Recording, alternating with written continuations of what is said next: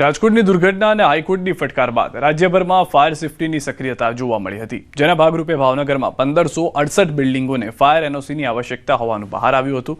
જો કે હજુ પણ લગભગ 100 જેટલી બિલ્ડિંગો એનઓસી વગરની છે।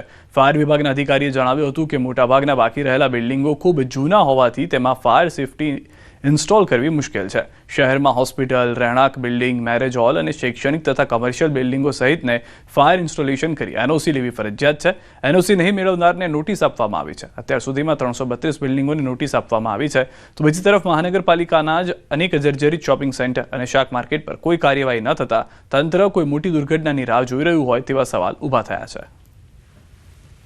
फायर टीम द्वारा विंग द्वारा अत्यारे इंस्पेक्शन चालू है। दरेक वॉर्ड में इंस्पेक्शन चालू है। एम 1568 बिल्डिंगों ने इंस्पेक्शन थई गयुं छे जे लेवापात्र एनओसी है, बराबर। एमांथी 332 बिल्डिंगों ने अमे नोटिस आपेली है और कार्यवाही चालू है। अत्यारे इंस्पेक्शन चालू है। इंस्पेक्शन पती जाए पछी तमाम ने नोटिस आपशे અને લાસ્ટ નોટિસ દઈને પછી એની ઉપર કાર્યવાહી કરવામાં આવશે। રાજકોટ જેવા મોટો હોનારત અકસ્માત થાય એવો અકસ્માત કદાચ ભાવનગરમાં થઈ શકે। અનેક બિલ્ડિંગ એવા છે જેની ફાયરની એનઓસી એની આગળ છે નહીં, છતાં હું એવું માનું, મને એવું લાગે છે કંઈક ને કંઈક આના ભાવ નક્કી થયેલા છે।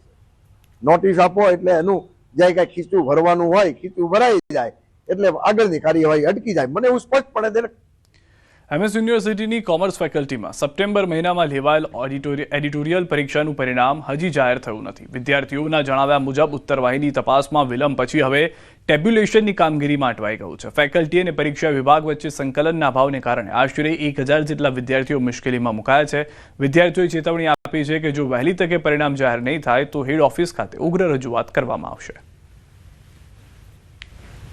एमएस यूनिवर्सिटी एक विश्वविख्यात यूनिवर्सिटी कहवाती थी, पर हवे जे प्रकारे तंत्र चाली रह्युं छे ते प्रकारे लागी कही सकता नहीं कि विश्वविख्यात यूनिवर्सिटी है, कारण के तेनो रिजल्ट मात्र विद्यार्थीओने एज अ यूनिवर्सिटी थी आशा ए होय छे के टाइम टू टाइम रिजल्ट मळी जाय छे। 45 દિવસની સમય મર્યાદા હોય છે એના કરતા ડબલ થઈ જાય છે। 90 દિવસ, 100 દિવસ, 150 દિવસ એવા દિવસોથી રિઝલ્ટ આવતું નથી। એટીકેટીની પરીક્ષા યુનિવર્સિટીના સત્તાધીશો દ્વારા સપ્ટેમ્બર મહિના 2025માં લેવામાં આવી હતી, પરંતુ હજુ સુધી તેનું પરિણામ જાહેર કરવામાં આવ્યું નથી। યુનિવર્સિટીના નિયમ મુજબ પ્રમાણે ફક્ત 45 દિવસની અંદર એક્સટર્નલ પરીક્ષા હોય કે એટીકેટીની પરીક્ષા હોય, કોઈ પણ પરીક્ષા હોય તેનું પરિણામ જાહેર કરી દેવામાં આવતું હોય છે, પરંતુ ફેકલ્ટી તથા યુનિવર્સિટીના સત્તાધીશોની વચ્ચે જે ખેંચતાણ ચાલી રહી છે તે ખેંચતાણના લીધે અહીં ભોગ વિદ્યાર્થીઓ બની રહ્યા છે। ફેકલ્ટી અને એક્ઝામ સેક્શન વચ્ચે કોઈ સંકલનનો અભાવ નથી।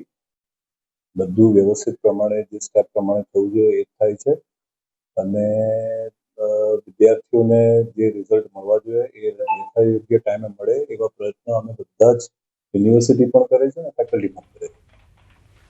મહેસાણા શહેરને સ્વચ્છ અને ડસ્ટ ફ્રી રાખવાની કામગીરી ચર્ચામાં આવી। શહેરના રસ્તાઓ ડસ્ટ ફ્રી રાખવા માટે મહાનગરપાલિકાએ ઇટલીની ટેકનોલોજી આધારિત સ્વીપર મશીન પાછળ 5 વર્ષમાં 10.20 કરોડ રૂપિયા ખર્ચ કરવાનો નિર્ણય લેતા વિવાદ સર્જાયો। આ મશીન રાત્રે 7 કલાકમાં 40 થી 45 કિલોમીટર રસ્તાની સફાઈ કરશે, જેના માટે દર મહિને 17 લાખનું ભાડું ચૂકવાશે। જોકે આ મોટા ખર્ચ સામે હવે સ્વદેશી અને ઓછા ખર્ચાળ વિકલ્પો ચર્ચામાં છે।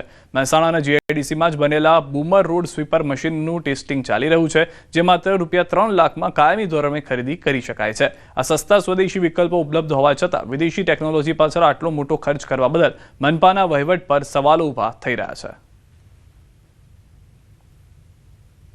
મહેસાણાના રસ્તાઓ ઉપર આપણે પહેલેથી કે ધૂળમુક્ત રસ્તાઓ બનાવીએ તે માટે અમે નાઇટ રોડ સ્વીપર મશીન લાવ્યા છીએ।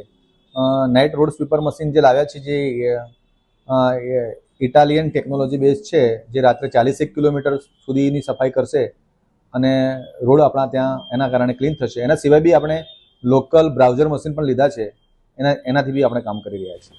મંથલી એનું 16-17 લાખ રૂપિયા જેટલું બિલ થાય છે, પણ જેના કારણે આપણે જે માણસોથી કામ કરાવતા હતા એ 21 લાખ રૂપિયા જેટલું બિલ થતું હતું, એની અવેજમાં આપણે આ મશીન કામ કરશે।